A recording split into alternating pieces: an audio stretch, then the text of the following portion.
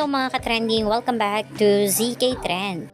Sa pagsisimula nga ng media conference ng Can't Buy Me Love ay talaga namang ginisa na agad ni Robby Domingo, host nga sa nasabing event, sina Donnie at Belle.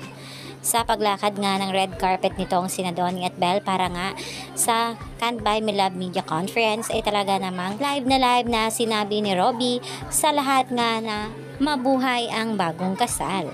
Talaga namang pinanindigan ngayon ni Robby na siya nga ang presidente sa lahat nga ng mga bubblies.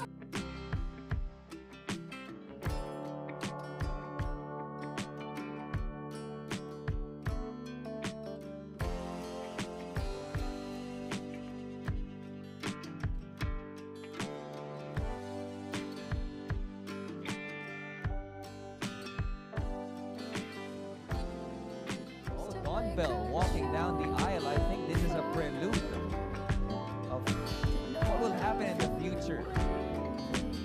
Mabuhay ang bagong kasal!